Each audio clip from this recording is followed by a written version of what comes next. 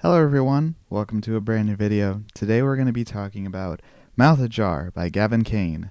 So Gavin Caine, if you guys don't know, is a part of Denison Records. Gavin's been making music forever, probably I think since 2016-ish, something like that. And the first thing I ever heard from him was My Mind is a Ballroom by the Alaskas. And then 9 Stories, which I was a pretty big fan of. I was like, okay, this is cool. This is like Elton John. Then later on, Goofin' came out, which I know that I made a review on, and then very soon after that, I made the Smoke album review, which was my first 9 out of 10, I believe. Didn't make a review on Senior Recital, but I did listen to it, and I kept up with him on his Denison Records stuff. But yeah, this newest release that he made, Mouth Ajar, uses a similar album cover to what I think was the original album cover to This Album Was Made in Real Time. Honestly, I don't remember. And I'm not gonna lie to you, I'm pretty sure it sucked. Anyway, Mouth Ajar does not suck. In fact, I think it's Gavin Caine's best release so far. And I gave Smoke a 9 out of 10. Sometimes foreshadowing is relatively obvious. Now,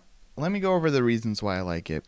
1, it's Gavin Caine. He's a naturally pretty gifted songwriter, and he's just good at everything that he does. 2, the production on this thing is just the right amount of lo-fi and just the right amount of high fidelity that it treads this little middle line. It was recorded at Sock Studios, I see. And then we get on to Gavin's incredible ability to just construct songs with so many parts in them and so many catchy lyrics and motifs that carry out through it. It's a little fascinating.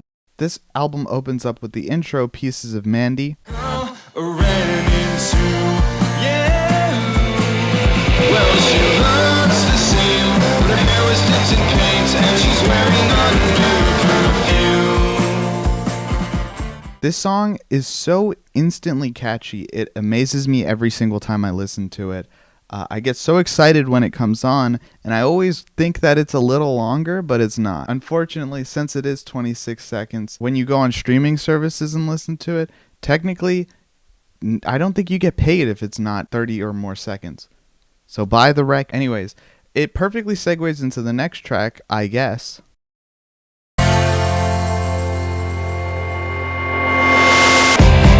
Hold, I guess. Which is pretty short at 1 minute and 14 seconds. It's a rocker that goes absolutely bananas.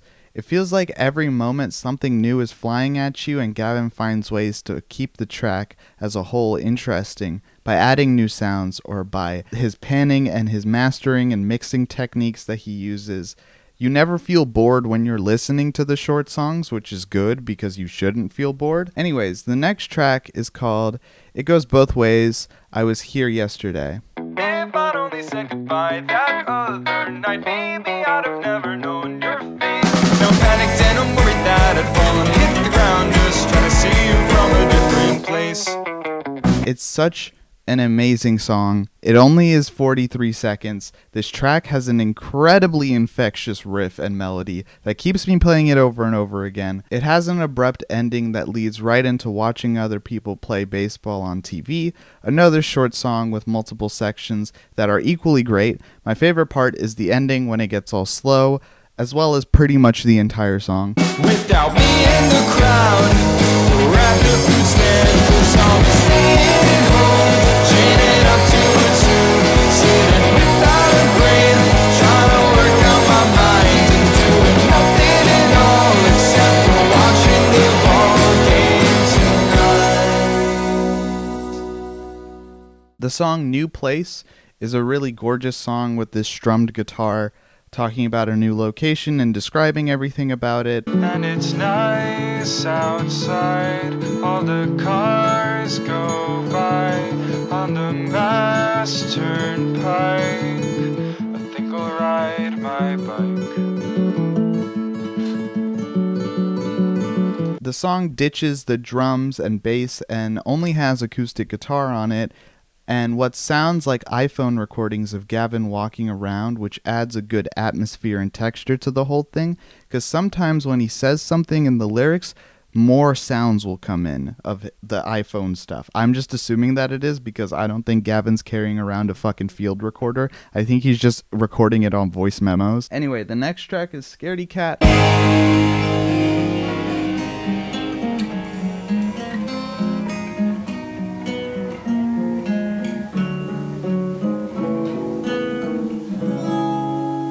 I'm not going to go over every song, but I think that this one is also a pretty good one. It's another dose of the folk song that Gavin gives on the other tracks. It's very good.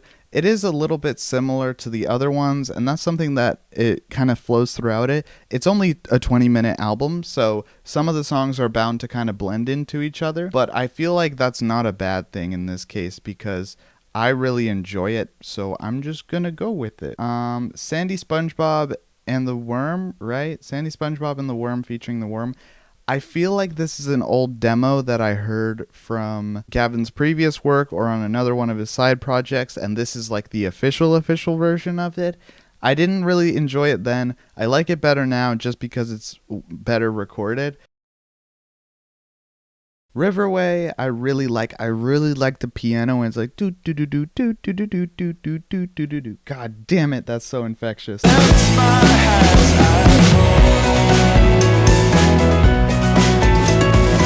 production that Gavin does on his more instrumentally dense songs is on another level. He's always doing something interesting that makes you always pay attention. The song perfectly goes into the next song called The Car Song, which is another good, mainly acoustic song.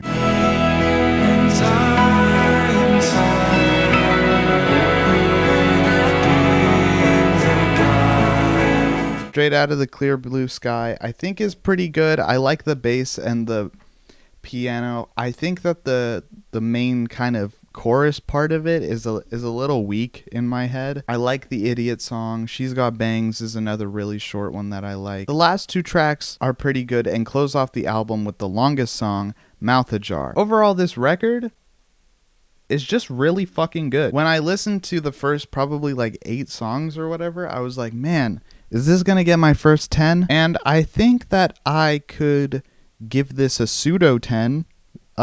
It feels like a 10 on first listen, but I do think that some of the tracks like Straight Out of the Clear Blue Sky and Sandy SpongeBob and the Worm keep this album at like a 9.5. Not that my opinion is anywhere near as valid as, well, I guess everyone's opinion is valid, but what I'm trying to say is that my opinion holds very little weight compared to a real music reviewer.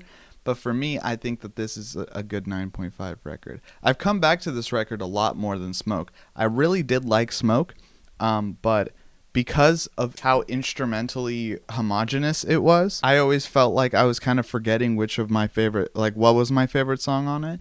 This one, I can kind of, when I look at the titles, I'm like, oh yeah. Anyways, lyrics are good, songs are good. It's Dennison Records, Gavin Caine, coming at you from Sock Studios. And the Furry Frat, apparently. Anyways, thank you for watching. Goodbye.